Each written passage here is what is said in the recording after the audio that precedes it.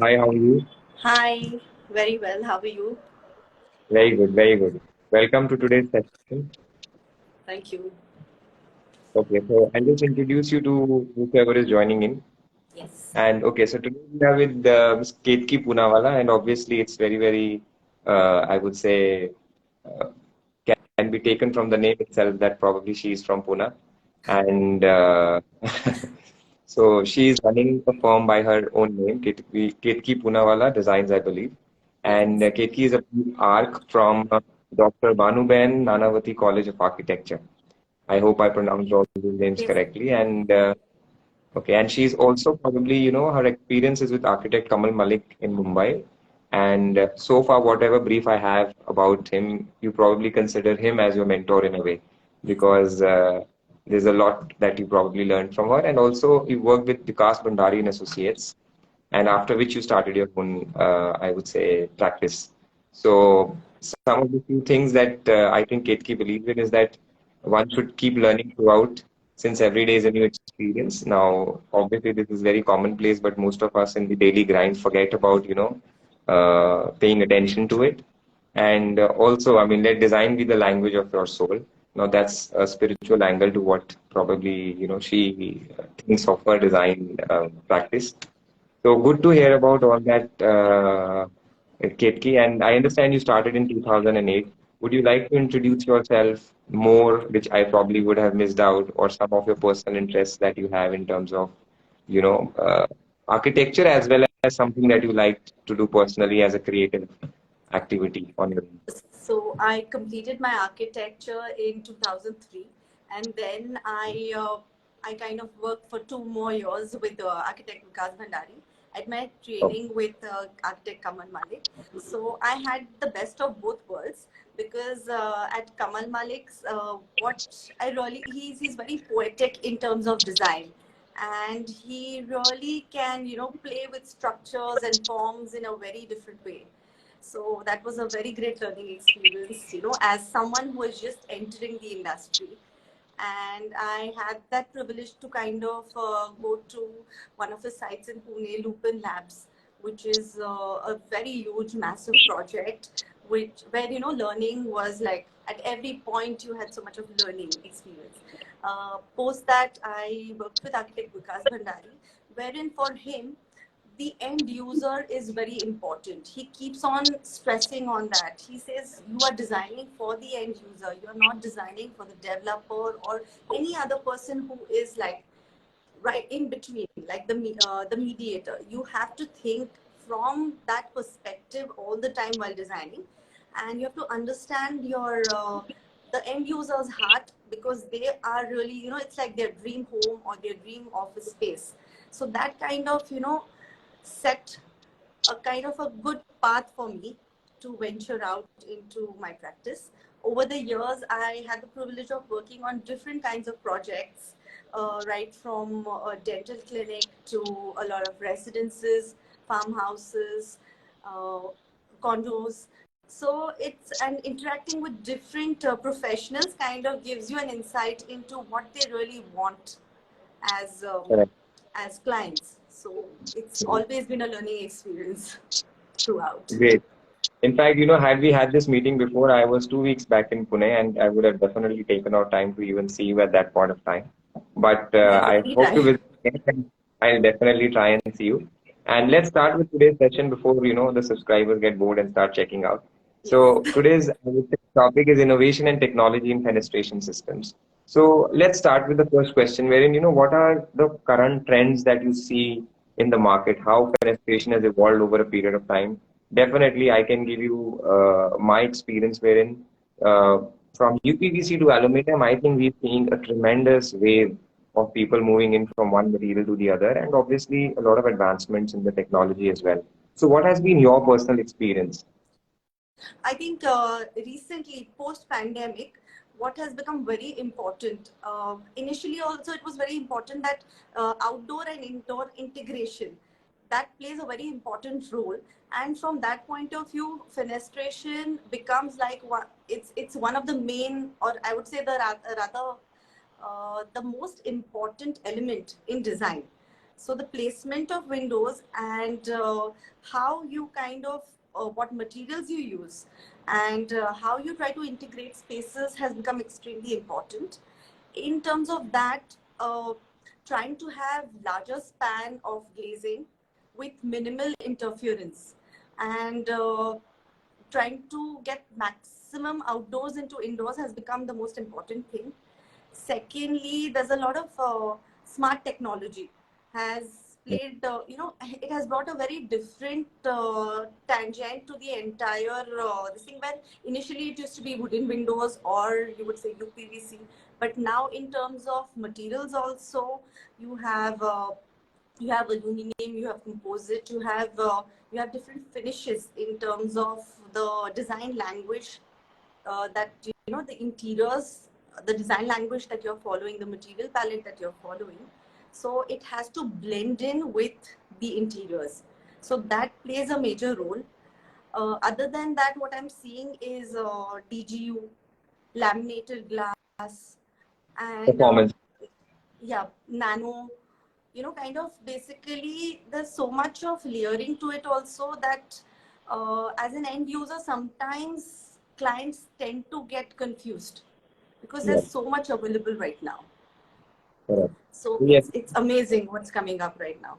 I totally, get what you're trying to convey, but probably, the options are way too many, and probably industry experts and architects can only make things aware, or let's say, I would say, play an educative role for the customers so as to be able to take the right decision.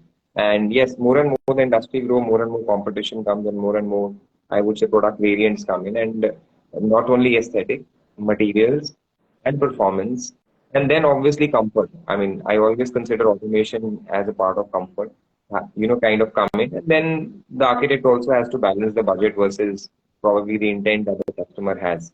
So yes, I'm with you on that. And I would say, okay, what do you think about the innovation and the technology aspect? How important are they? Because why do I ask this question is that there are many architects I come across wherein they feel that, okay, they want to keep the technology to be very limited in houses. Why? Because we don't want to automate too much or make it, not make a house too mechanical at the end of the day.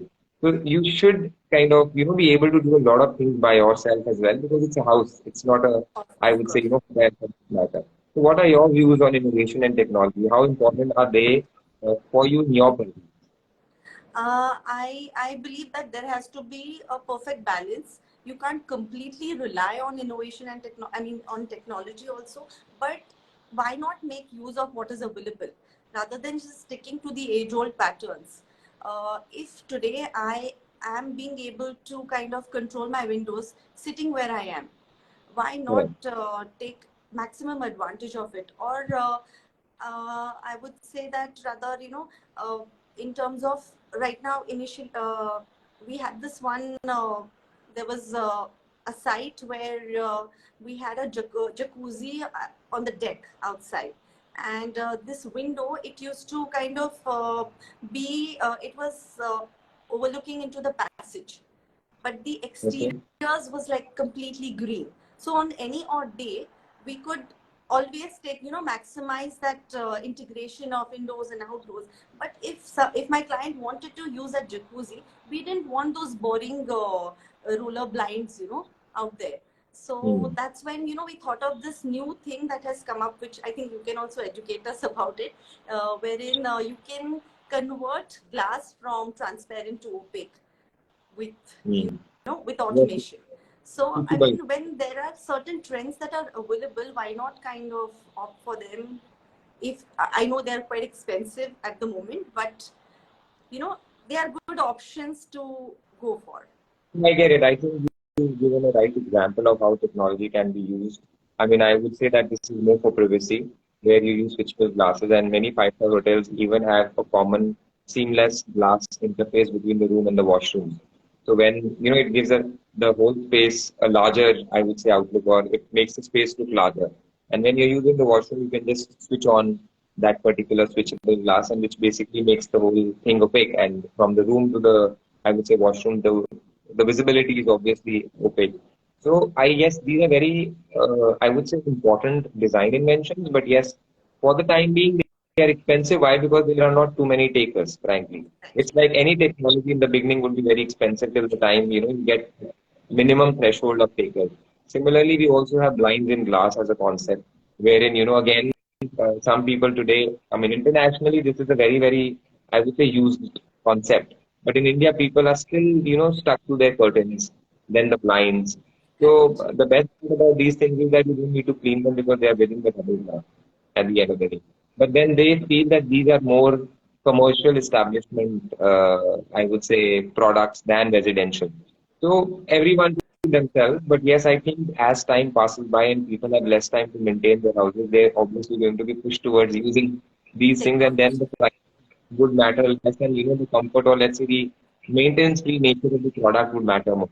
So yes, these are few developments which are available and not as much as I said. But yes, we can definitely look forward to them being more popular going forward. Just like earlier, even aluminum windows were looked at a very, very slant eye. Why? Because wood was in. People take time to move on from the inertia that they've already been, probably the product that they've been already been using. So that is about this. But okay, let's move on to this as well. So, what do you think are the current trends that you come across? And also, I would like to know that whether you think these trends will last.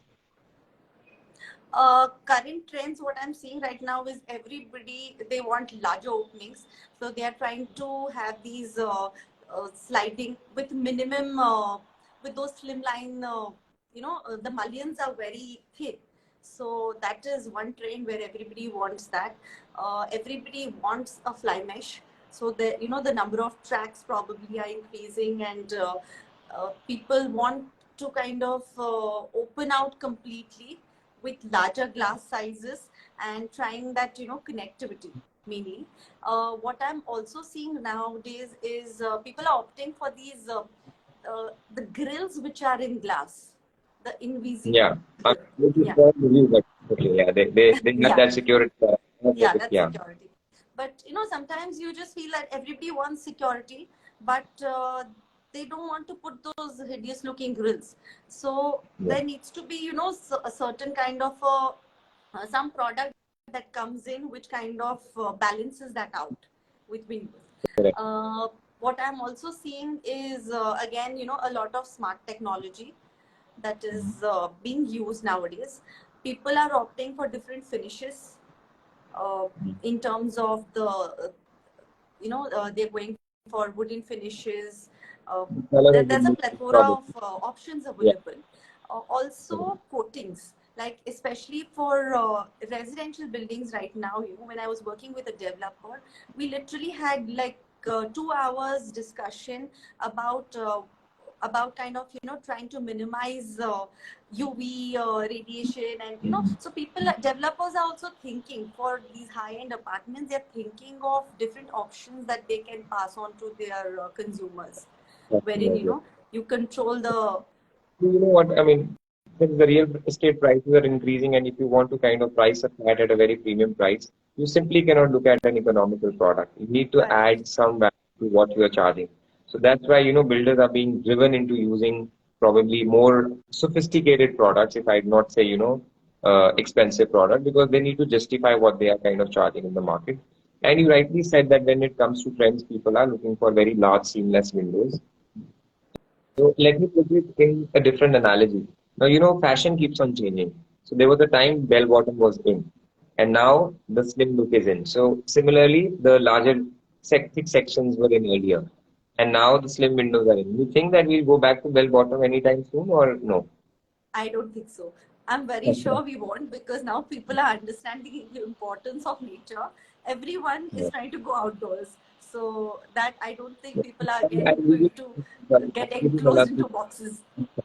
So I'll give you another example that earlier what happens to happen was that, if you see in UK and all that, they have Georgian bar windows.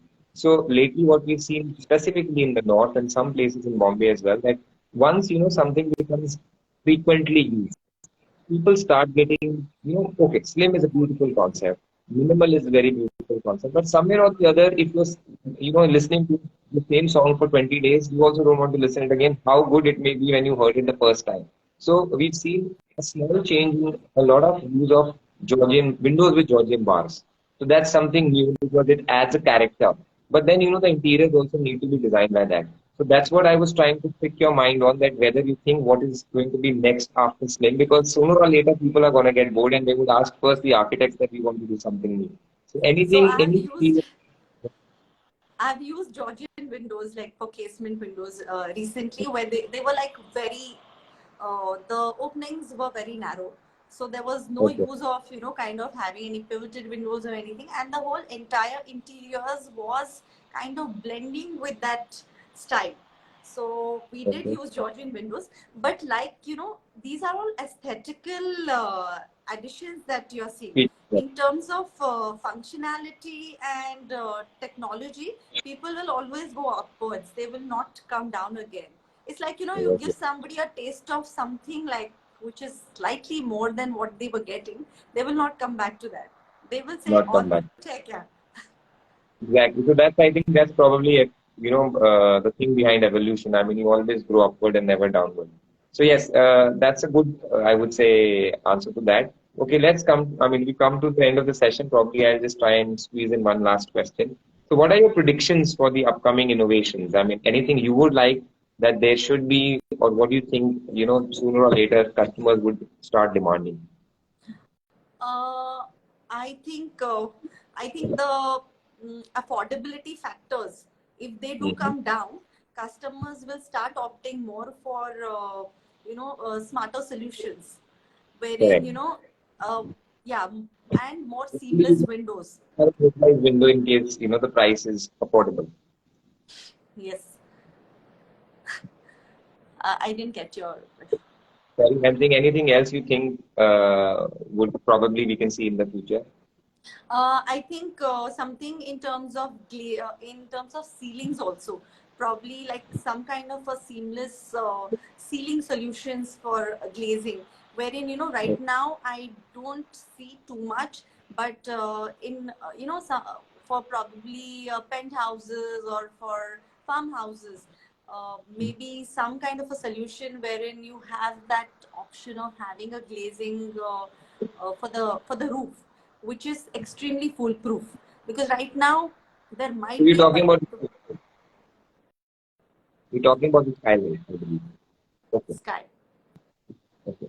Actually, I'll tell you what. We also kind of don't do skylights. There is a reason. So what happens is that when you're looking at a product more technically, what happens is that skylight is very less of a quantity as of now, because a house may have 20 windows but one skylight. And skylights are basically to be designed with a special section. So what happens is that in an effort to get an order of it, the vendor probably says yes. But what happens is he's using some sections which are not actually designed for the skylight. So if you are a good craftsman, probably you may end up doing a good job.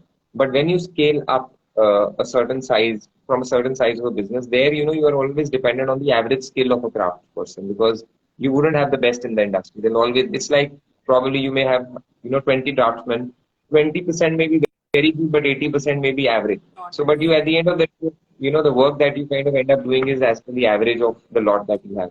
Similarly, I would say the systems need to be designed in a way that the average of the lot, or let's say the average skill, can take care of it, rather than the best people. I mean, sometimes I often come across pitches wherein, we have the best people in the industry. Frankly, it's impossible. You cannot have 100 people and 100 people the best. You would the always best. have, so the idea is that everything that gets designed should be something which is, I would say, easily attainable, or let's say I'm talking about from the Windows designs perspective, easily attainable or possible for a good installation by the average skill set of people that you have in the company. So the delta Agreed. is 15%. At the end of the day, it's the principal who probably may be the best, but you'll always have all kinds of people, I believe. So I Agreed. would say that my take would be that when it comes to the future, anything, a model would be very important, not only supply of the product or design of the product, installation, everything, how it is taken care of in terms of easy maintenance, etc. So I think this is extremely important going forward. So yes, I take your suggestion on probably what you think is going to be the invention of the future. I think Because now we, we've come. we were trying to look for solutions for a project recently, and we just Okay. couldn't come up with aesthetically, at that standard, yet functional, taking care of the drainage system, draining, water draining, and everything. So hopefully, somewhere in the future we come up with some solution. I think here the I would say the engineering aspect is important. Probably then, I mean, the person who's technically trained for installation of the system, which maybe the company to support, give this kind of support to the technical team would kind of solve your purpose. But yes, okay, I think we already kind of overshot our timeline. Yes. So it was a pleasure to have you with us today. Thank you very much. Any last words that you would like to speak on the topic of the day, or probably how any message that you would like to give to the viewers? I would just like to tell the viewers that instead of continuously surfing here and there, try to attend good fairs, good exhibitions, try to get educated from the best in the industry rather than, nowadays because of Pinterest and all these options that are available, there is a lot of wrong information that is being put out also, where probably you Yeah. don't understand. So it's better you go to the right people to understand technical aspects before opting for something. Yes, you're right, and I'll also add to that. It's like Google Doctor. People these days have a small problem and they go to Google to check, okay, which is the best medicine, and the doctors are very troubled by it. So from your side, I mean, commission, I also feel that architects are also very annoyed that customers come with a preconceived mind of what they want, and they just want you to design the way they have already kind of manifested the kind of design they want in their house. So I understand that is very tough to point kind of change them and give them a more practical outlook of what their intent is and what the design in their mind is. Why? Because they may not be kind of meeting in terms of form versus function. So I definitely understand that from where it is coming from. Thank you very much, and it will be a pleasure whenever whenever you come in this side of the country, and we would love to meet you when we are there. Definitely. Thank Looking you. forward. Thank you. Thank you for having me.